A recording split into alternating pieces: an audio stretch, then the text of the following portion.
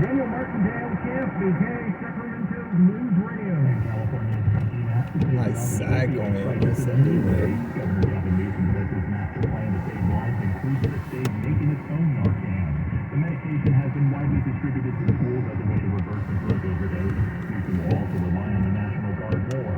He says it's a comprehensive approach that will also crack down on criminal organizations trafficking what he calls poison into communities.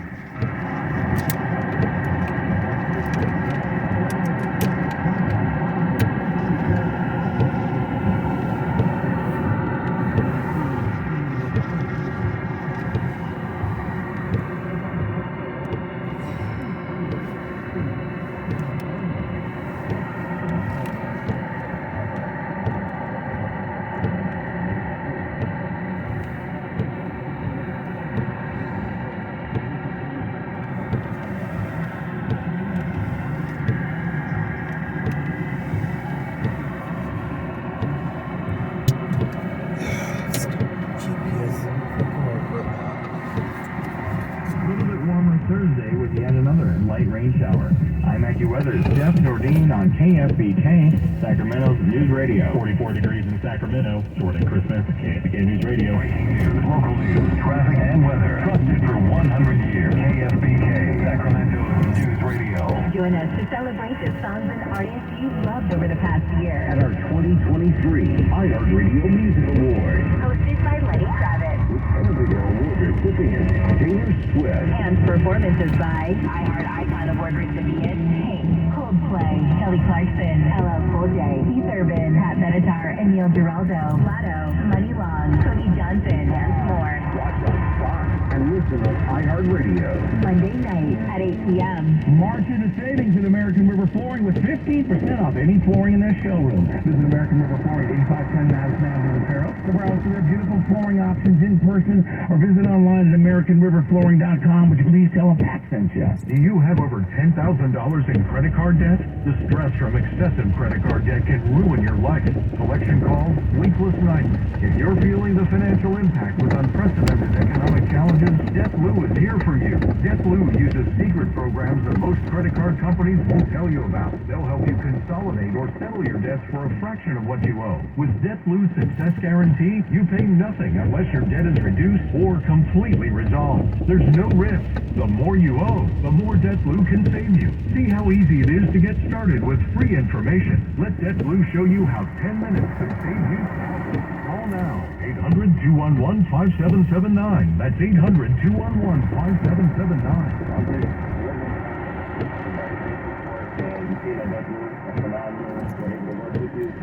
Call for your free debt resolution information now. 800-211-5779. That's 800-211-5779.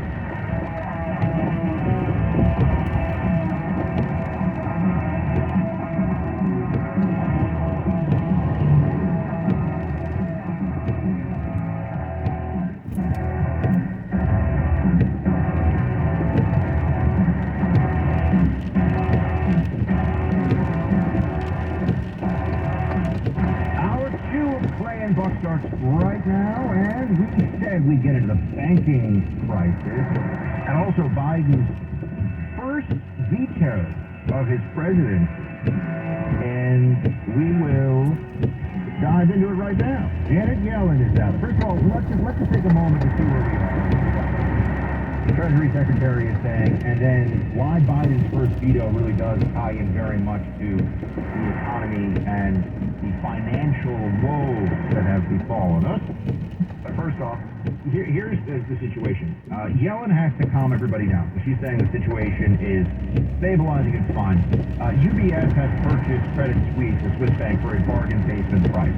Why does that matter to anybody listening? These are massive financial institutions with account holders all over the planet, and the reason that they're going, or rather the reason that Credit Suisse is in trouble, sure, there's a lot of things, Archegos, right, that had some bad things go down there in the last few years, but ultimately it's about getting on the wrong side of rates, not being able to get the deals they need, making bad decisions. Here in America, obviously, are in a similar position, and there could be a whole heck of a lot more. Here is Yellen trying to tell everybody, first of all, don't worry. It's not like it was in 2008. Play 5. While we don't yet have all the details about the collapse of the two banks, we do know that the recent developments are very different than those of the global financial crisis. Back then, many financial institutions came under stress due to their holdings of subprime assets. We do not see that situation in the banking system today.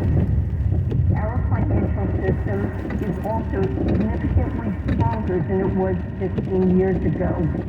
Okay, Clay, a couple things that jump out to me right away. I'm talking to all my finance people, including family members who have many, many decades between them in working on Wall Street.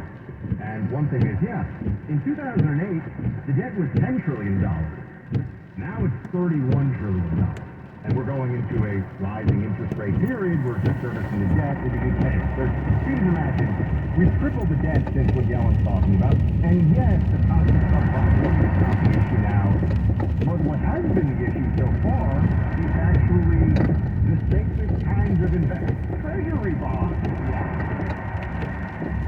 So I spent a lot of time thinking about this over last weekend. Silicon Valley Bank collapsed on Friday. Going into the weekend, even though I was over in Italy, I was looking at our bank account. I was analyzing. We have a primary bank relationship, as many of you do. And was that bank sound? And here's what I don't think a lot of people have thought about structurally. So if tomorrow everyone decides they need to go to X bank, it doesn't exist. They don't have the ability in almost any bank to actually pay out all of the money that is on the account that they say that they have. Not just in cash, but electronically as well. That's correct. That people don't necessarily do. And what a lot of people don't think about is you're only insured up to $250,000 by FDIC. Now, people out there are like, well, if you have more than $250,000 in a bank, you're super rich. Not necessarily, right? I have had over $250,000 in a bank running a business that was not wildly profitable because I had to pay all my employees at the time, right? Because it's very common if you run a small business out there that you aren't trying to do something really complicated with the money that you're making. You might run a high balance, right? So what I haven't seen anybody talking about, Buck, is I believe now they are debating the Fed guaranteeing every dollar of every bank account out there. And I believe that adds up. We've got a cut on this, I believe, Buck. I think that adds up to $18 trillion. Right. She doesn't go all the way there, but they won't not go all the way there if they catch my drift. They're leaving it open-ended, but she is telling everybody, I mean, we could have more bank rescues underway. First, we worked with the Federal Reserve and FDIC to protect all depositors in the resolutions of Silicon Valley Bank and Signature Bank. The steps we took were not focused on aiding specific banks or classes of banks. Our intervention was necessary to protect the broader U.S. banking system. Okay, that's not true. Similar actions could be warranted if smaller institutions suffered deposit runs that pose the risk of contagion. Okay, I was going to say, when she said that it wasn't to a specific bank, it absolutely was to a specific bank. They're making the case, or they made the case, and continue to, that there were systemic risks, but clearly they decided to go in and certain banks were going to get paid who, by certainly the FDIC limit, should not have been. And this is why I think everyone, right now we're sitting around hoping that if someone kicks the log over and we see what's underneath here financially, we're not all going to be terrified by the exposure and the risk that these banks have had. And it's all cause and effect way. They didn't want people, they didn't want us to have a reset. Nobody wants to allow a recession to play out. So instead they just put all this cheap money everywhere.